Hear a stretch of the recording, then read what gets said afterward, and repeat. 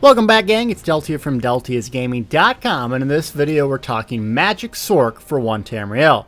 I've been playing my Sorc non-stop since the update and got some useful information to share. This video will be covering the Sorc in great detail, skills and morphs, swapping them in and out depending on the situation, gear with option for folks without best in slot, CP Mundus Stone, Vampire, yay or nay, and racial choices. Lastly, detailed explanation of the sorcerer rotation and how to get the most bang for your buck. Ready to frag our way to One Tamriel? Let's talk the Sorky Porky.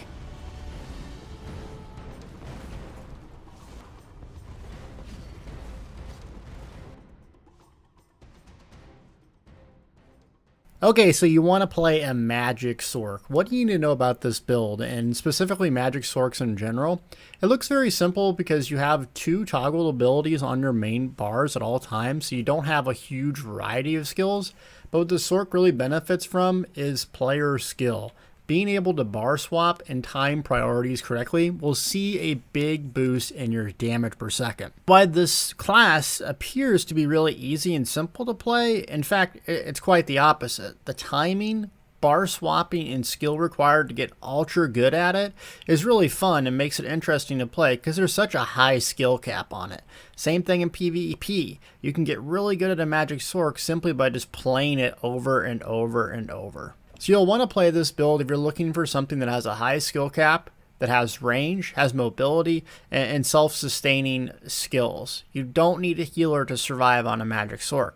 You can also get back magic really easy with a variety of different little tricks. Magic classes, if you like the range sorcerer, I mean, it's great in One Tamriel. So we're going to cover gears, skill, all that stuff, but really a couple things that have changed for the Magic Sorc. One is the Lambert set, which I'm going to cover in more detail.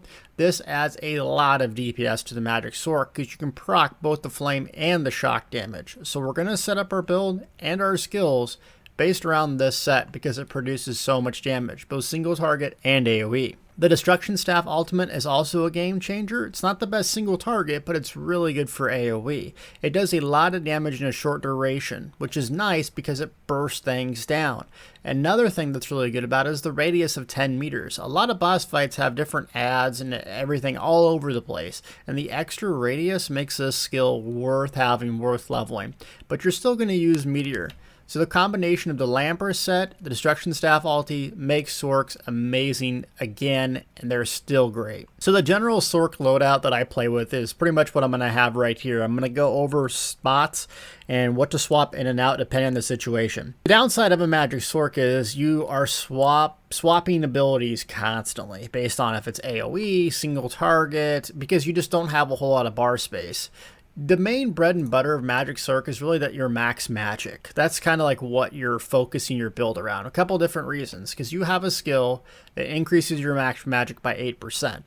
So you have to toggle this on, and you have to put it on both bars so it doesn't fall on and off. So this right here is why the Sorc benefits greatly from max magic. Also, everyone has access to Inner Light, giving you the max magic of 5% plus your spell crit. So those two things are going to be double slotted on both our bars, making it very, very, very limited in terms of what you put on your bar. So what we're going to put on our bar, primarily our main single target spammable ability is Force Pulse. You've been using this as a Magic Sorc forever. It does AoE if two nearby enemies are already burning, chilled, concussed, or have a status effect on them. Another ability here that we're going to use is Malicious Curse. It's not necessarily a damage over time, but kind of acts like one.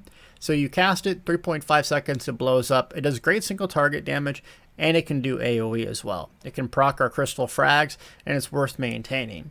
So for those folks that want to swap something in and out, if you're doing an AoE specific fight, I like Elemental Ring morphed into Pulsar. The reason why the Minor Mangle helps everyone in the team.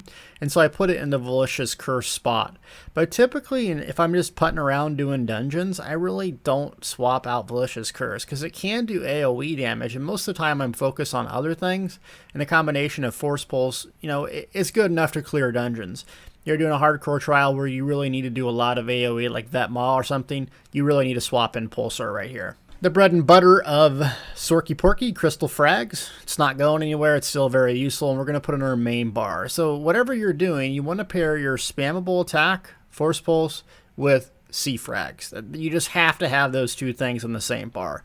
So we're going to have that. And then also Pulsar or Vicious Curse. Now the ultimate that we're going to use, typically when I'm doing dungeons, I'll use Elemental Rage. It's the nice new Destruction Staff ulti, and boy was I wrong about it. It is really powerful. So it does a whole lot of damage, short duration, huge monster radius. The downside about it is you can't empower it, since it's a pure damage over time effect. So like Meteor here, what we can do with Meteor Shooting Star is we can toggle on Inner Light to get an Empower to increase the burst damage up front. So in a true single target application, Shooting Star is going to outperform Fiery Rage. The downside though is mobs can move out of it. It does have a stun component with it, Shooting Star does, which is nice, but it doesn't have that huge monster radius that Fiery Rage does, so just be aware. If you're used to Shooting Star and you like it, keep it on there. For pure single target applications, you can see a big damage increase. Just know that hardcore trials and stuff, unless you're doing Manticora, even Rakat does have AoE in it. So there's some fights that Fiery Rage isn't going to be effective, but for the most part, it's a great skill. Attack bar is pretty simple. What we're going to do is have Overload, Energy Overload, and essentially that's going to give us a third bar, and then 2 dots. So the priority damage over time effects as a Magic Sorc is Liquid Lightning, and that's going to give you nice shock damage, and it's usually going to outperform Elemental Blockade or Blockade of Fire in terms of damage. But Blockade of Fire is probably your #1 priority, especially if you have the Vet Maelstrom Marina Staffs, because if you look what it does, gives you 1,300 additional damage from light and heavy attacks. So having that dot down while you're weaving as a Magic Sorc should be your priority. Now if you look at the duration of this, duration Liquid Lightning is 10 seconds, duration of this is 8. So it's a really simple rotation. You're going to cast this first, because by the time you're done with the animation and you do a light attack weave, it'll be a time for Blockade. So these 2 dots will match up pretty perfectly. If you're wanting more AoE, Elemental Blockade Unstable will actually outperform it, though it has a 6-second duration and is a little bit harder to manage. So just realize that those 2 things you can swap in for more, but your rotation's not going to be as good as it would be with Blockade. I have a flex spot, and almost, when I'm playing around, dinking around doing dungeons or solo, I have to have Hardened Ward. Now, I like Hardened Ward over Harness, and the reason why, if you look at Harness, 3,000 magic costs compared to 2,300. You look at the shield size, 18,000 compared to 19,000. Another reason that I like this is Stormcalling here gives spell damage for having a sorcerer ability slotted. Now, Harness is better for sustained. If you're getting peppered with magic damage, and there's some fights where it's just pure magic damage, you're going to want to have Hardened Ward, or even Dampening Ward, the other one. But 9 times out of 10, I stick with Hardened Ward. And the shield is just tremendous. So the thing about this is, if you have a dedicated healer, and you're playing a dungeon or a trial, you really need an Execute. The Sorc Execute isn't the best out there, but it's still very effective, and you want Mage's Wrath. So the Sorc Execute's going to hit at 20% health. So that's when you're going to need to use this. Not 25, not 30, at 20% health. So you're going to swap this in when you have a serious dedicated healer. Also, your champion points can pump up the effectiveness of Hardened Ward as well. So your shields, it's more than your health. You can pretty much just tank as a Sorc with this. Realize the duration has been cut to 6 seconds, but that's not really that bad because you're going to use this reactively. It used to be where you could stack, 3 shields and you can still do that and they would last just forever. So you'd go into a fight with a bunch of wards up. Well, now you need to use this when reactively. So your health drops below 50%, shield. You're going to get hit by a boss, you just know it's going to happen, shield. You're getting poisoned and damaged from AoE, shield. Instead of just basically going into the fight with it. Energy Overload, this is our ultimate. Now, this thing compared with the Elegant set is fantastic for VMA, but we're not going to use that for this particular build, basically for dungeons and trials. Just realize it is staggeringly powerful if you're trying to do Vet Maelstrom Marina. So what this does, if you click the ability, it gives you access to your third bar. People go, well, what do you mean? Basically, I can come in here and go, I want to slot. Let's just do something randomly. We'll slot retreating maneuvers. Turn it off. Hit my ultimate key again. You see, I have different skills than what I had before. That's simple. So what I like to have is a couple abilities. If I'm just doing dungeons and I want to like kind of tool around and go pretty fast, I'll put Boundless Storm on there. It can proc our Implosion passive, gives us speed, gives us resistance, and it's really nice damage over time. I do Power Surge on my back bar. The healing's nice, but Major Sorcery is good too, so I don't have to use magic power potions. And then Hardened Ward if I don't have a dedicated healer. Otherwise, I will put Liquid Lightning back on here or something else.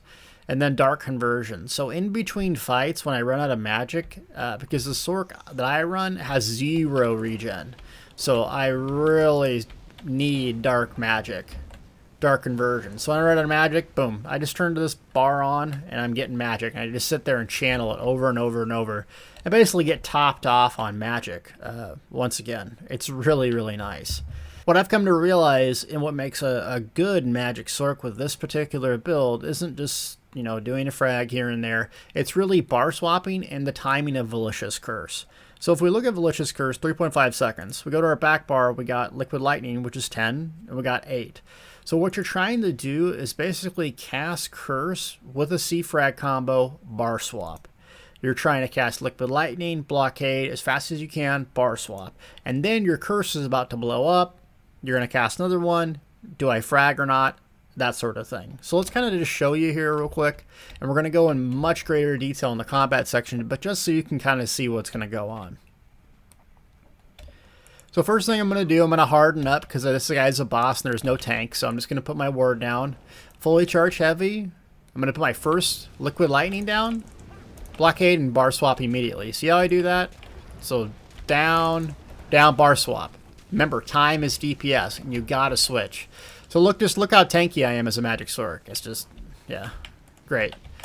Bar swap. And now you go into prioritization. So Malicious Curse. And once I cast an ability such as Malicious Curse or Force Pulse, I'm asking myself, do I have a C-Frags proc? When I say C-Frags proc, is that sound and the glowing of my purple hands, or also if I have an add-on that tells me? So you don't want to sit there and cast a C-Frag like this, or hard cast is what people call it. Why? Because you're losing DPS and you're losing resources. So you're trying to just sit there while your dots are up. Malicious Curse, C-Frag proc. Priority is to C-Frag. Okay, now nothing else. Force Pulse. Priority to C-Frag. Curse is down. C-Frag, bar swap. You see how fast that worked? And Potion, Harden. Now Malicious Curse, C-Frag. Nothing else. I'm getting a lot of C-Frag, man, which is, look at this, another frag. So, basic nutshell of the build is you're going to maintain 2 dots on your back bar, 10 and 8 second duration. You're going to maintain your Malicious Curse, and then you're going to frag when it's available. Remember that your priority is your damage over time effects. So your C-Frag's proc, when I say proc, it's when you can use it for reduced cost and increased damage. You're going to have that for about 7 seconds. So you don't have to use it right away if you don't want to. So remember to prioritize casting your Liquid Lightning and Blockade, because those will outperform just sitting there spamming Force Pulse and C-Frags. So when you're about to bar swap, because your durations of your buff are low like this, so we'll show it here. You can see on the left-hand side, that's a buff timers add-on. What I try to do is do a Malicious Curse or a frag, and then cancel the animation with the bar swap so it goes faster. So let me just show you this.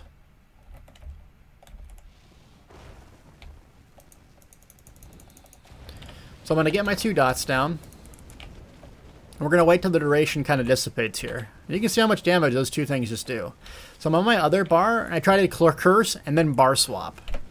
The reason I'm doing the curse and bar swap, because it saves time. See that?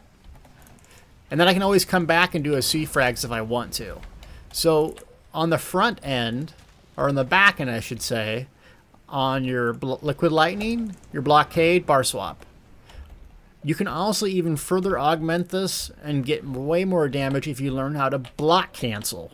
A little bit more tricky, but what you do is you light attack always in between casting your spells, and there's something I can improve on. Light attack, Liquid Lightning, and then you block it on the back end. So it's actually a 3-button animation cancel. Light attack, Liquid Lightning, block. Now if you get really good at it, you can do it really fast. See that? Why am I doing that? Because that saves time. And now watch this. 1/1000 versus 0.4, 0.3 seconds. So that's the difference between a good Sorc and an absolutely incredible Sorc, which I'm going to show you Jace's parse later. Way better than I am. So just realize that's an advanced thing that you can work on. But priority, if you can do light attack, liquid lightning, light attack, blockade, and bar swap immediately. So you're block canceling the liquid lightning because you're not going to bar swap. So you're block canceling it. And essentially what I'm doing like a heartbeat. Da-dump, da-dump. So I'm pressing my 3 key on the PC and then immediately my right mouse to block it. See? Take some practice. So once you do that, you're going to come out of that with a light attack, blockade, and then a bar swap on the blockade as well. So you can apply those 2 buffs in about 3 seconds instead of 5, freeing up 2 seconds of damage. Same thing when you come on your front bar and you're doing Force Pulse into C-Frag or a Curse. Right as you cast the Curse, literally, dun-dun, cast, bar swap, cast, bar swap, when you need to go back and apply your buffs. I'll show you this in greater detail later. But that's just basically the skills in a nutshell and combat basics. Back end of this video will show you this in live action and show you when I'm doing it compared to a master like Jace. So we'll go to that later. But let's show you the gear that makes this thing shine.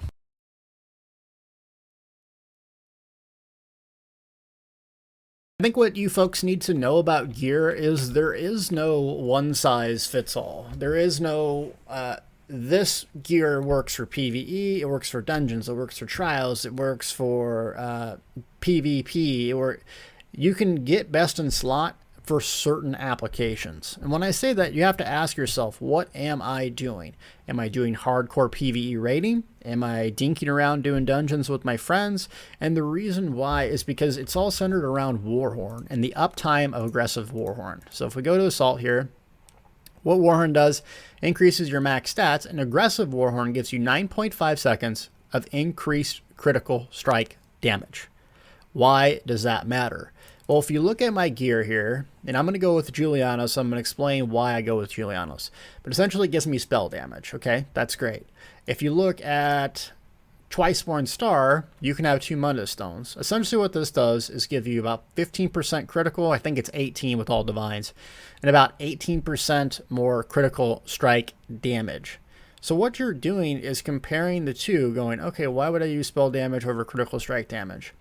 In a hardcore trial team where they're rotating Warhorns, the Twiceborn Star set, you're going to see an improvement over Julianos because you have more critical strike damage. More critical strike damage.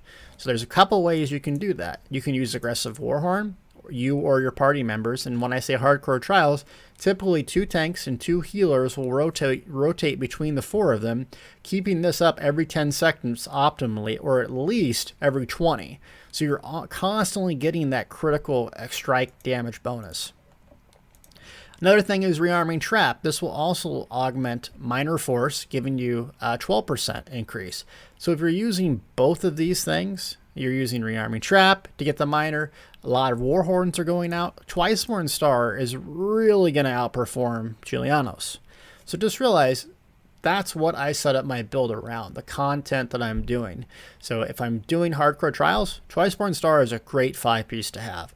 If I'm dinking around doing dungeons, I want to do VMA and a couple other things, Julianos is still a really good all-around set.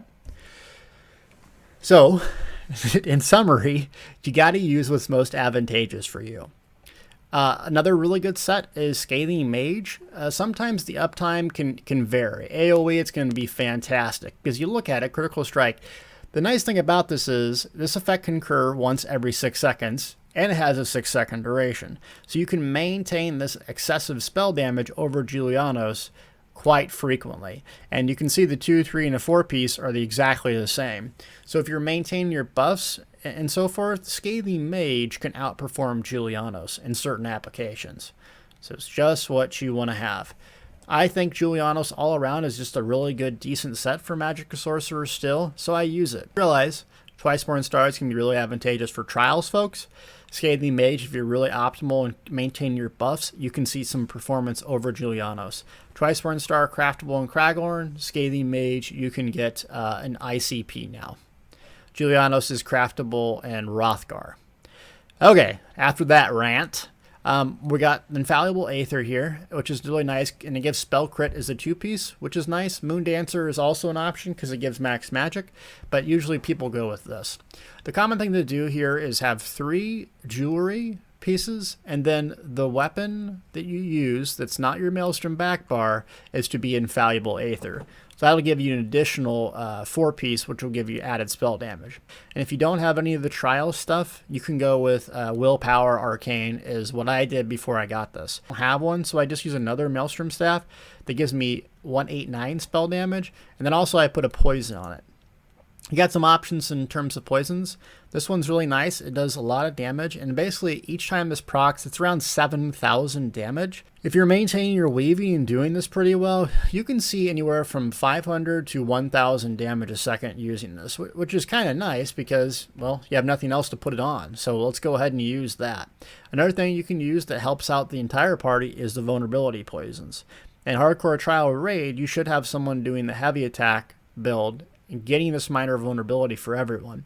If you're just doing dungeons and no one else is running this, this will increase your damage, and it will also increase everyone else's as well. So it's a good thing to carry on you. The 2-piece monster helm is Lambrus, and that's the best performer on the Magic Sorc, because we're going to be using flame shock damage a lot. Obviously, the 2 obvious ones here on our back bar, Liquid Lightning, Blockade of Fire. Force Pulse does Flame, Frost, Shock as well. We got our ultimate that's Flame damage. So you're going to be able to proc both of these things, and you can proc them both simultaneously.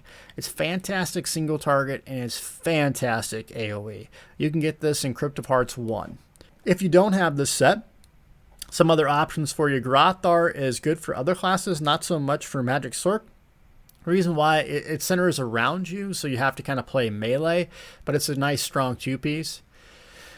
Iceheart is really strong because the 1-piece gives spell crit, but also you get a nice damage shield. So if you're looking more survivability, it's really, really nice.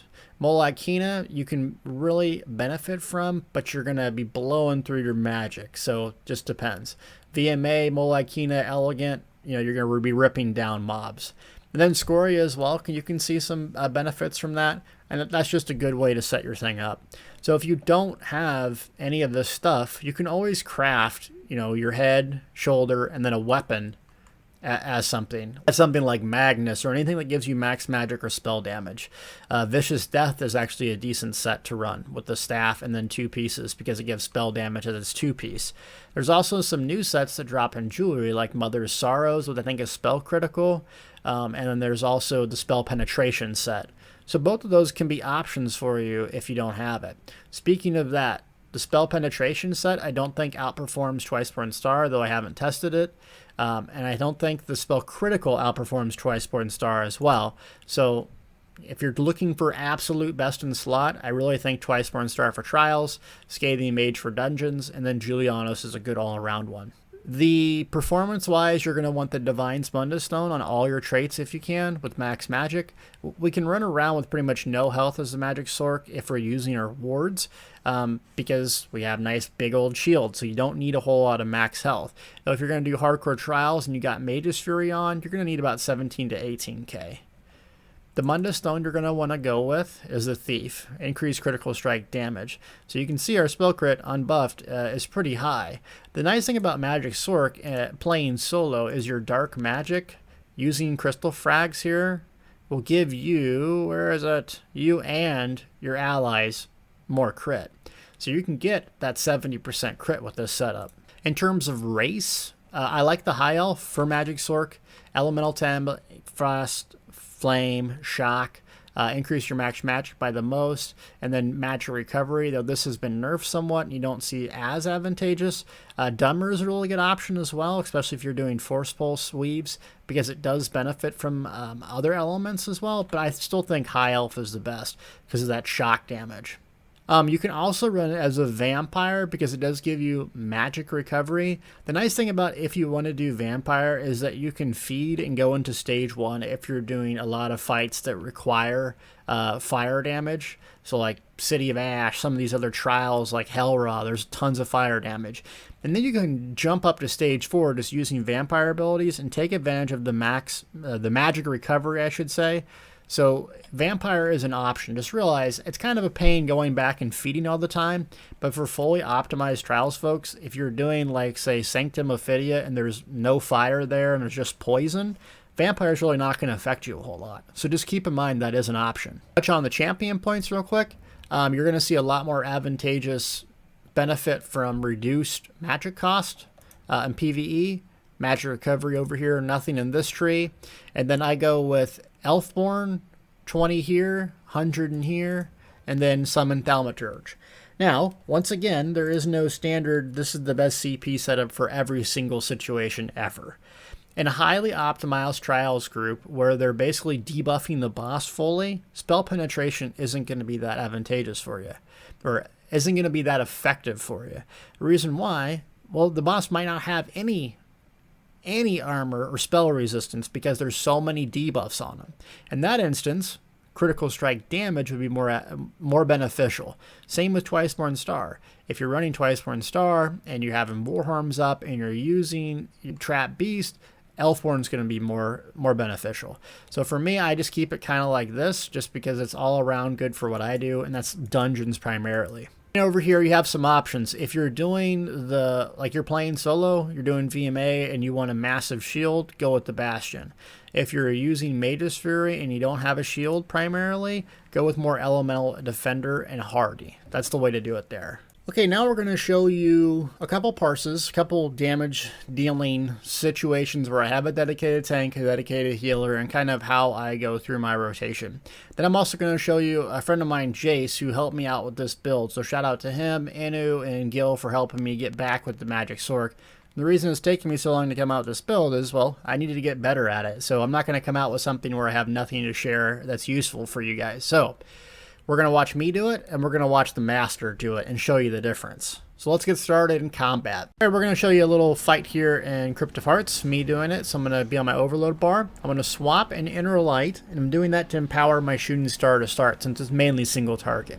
Fully charge a heavy attack and let it rip. Meteor, no C frags proc, unfortunately, Vicious Curse, and then I immediately bar swap after doing a Force Pulse.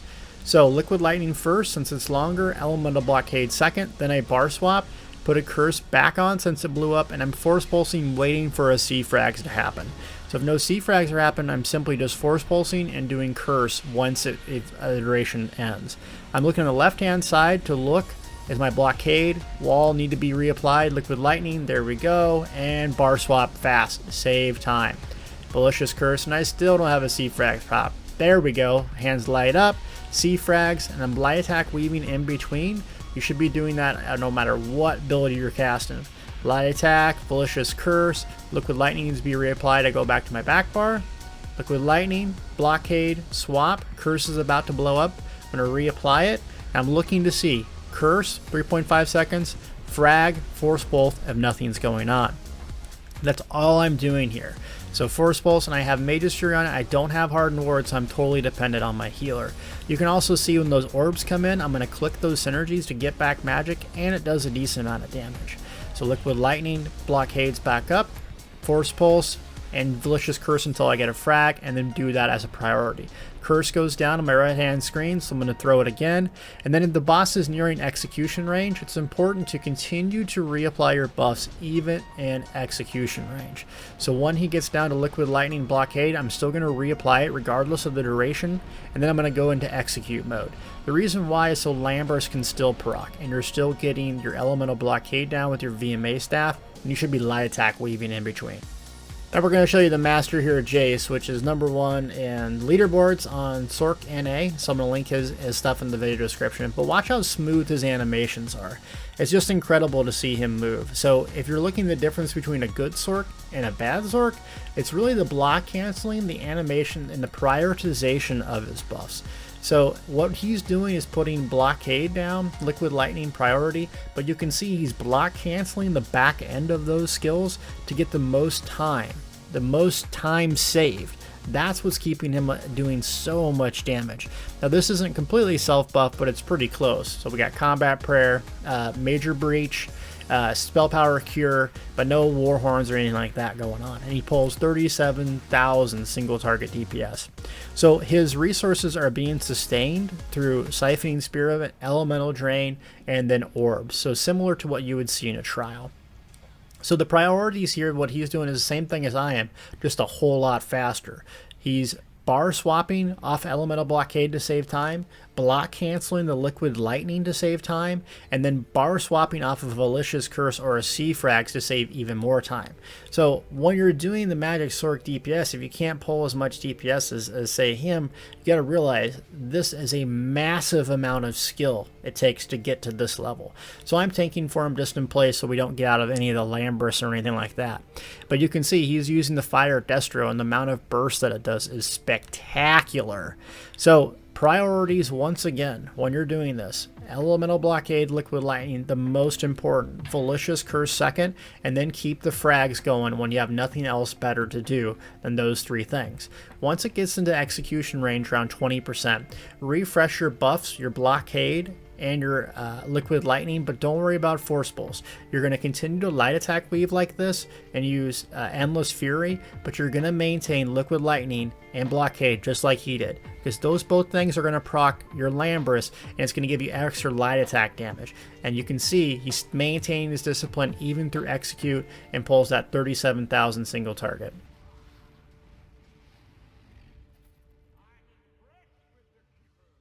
Okay, if this build looks fun and you're looking at leveling a Magic Sorc, they're pretty good to level. They're pretty easy. You lack some AoE at first, but let's look at the class-specific skill lines. You get your awesome C-Frags right away. The ultimate that you should invest in for leveling in terms of healing, if you get Negate Magic, you can go to Absorption Field, and this just gives you a powerful heal. Plus, it's going to stun the mobs, so when you're leveling, you need like a big trash pull to clear them out. It's super easy to kill these guys, so I would really invest in this ultimate right away. You're going to get one ability from each of your skill lines on your bar. You got to maintain that, even if it's a junk skill, even if you're using Rune Prison, just to say level it.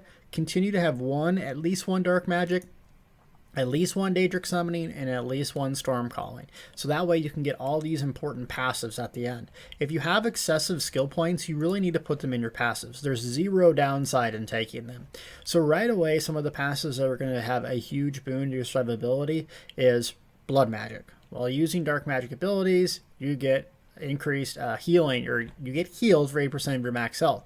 So every time you're doing a C-Frags, you're getting some healing. Is it a lot? No, but it's enough to pretty much win every little junk fight that you're doing. So I would really think about that specific one. Reduce magic cost, also your light armor skills. And then what I like to do is there's two staffs that I'm going to use. Destruction Staff, obviously, and then I do like Resto Staff just for healing and so forth, and especially if you're going to PvP on the guy later. So what I do is 3 specific class skill lines on my bar: Dark Magic, Daedric Summoning, Storm Calling. I do 1 Destruction Staff and 1 Resto Staff. Yes, even on my Destruction Staff, I put it there. Why? Well, you're going to level the skill line. It doesn't matter what staff you're using, it just matters if you have the skill on your bar.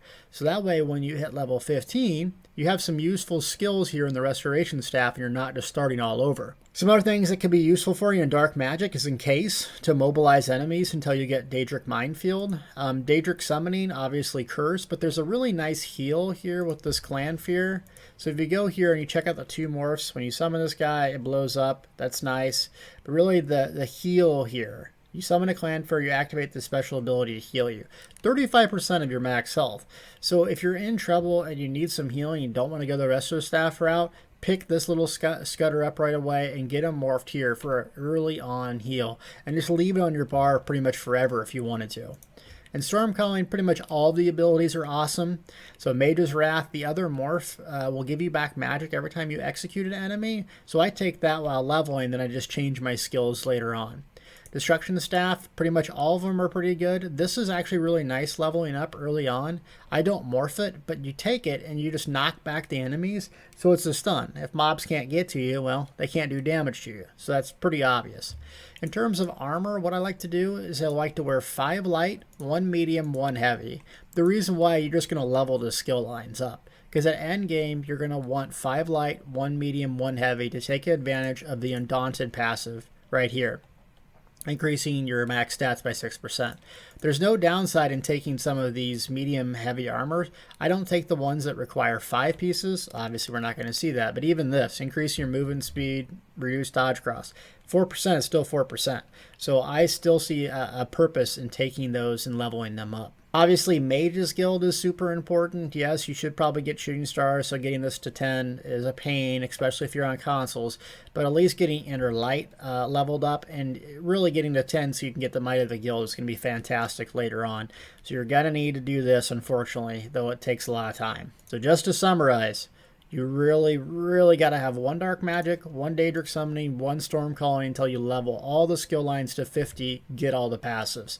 Then you're going to do 1 Destruction Staff ability, and then 1 Restoration Staff ability. Once you get kind of your build figured out, Storm Calling is going to be the best skill line that you want to level right away, because it has the massive, powerful skills. The passives are incredible. So considering slotting this ultimate on your primary bar just to level up the skill line faster will give you better results while leveling.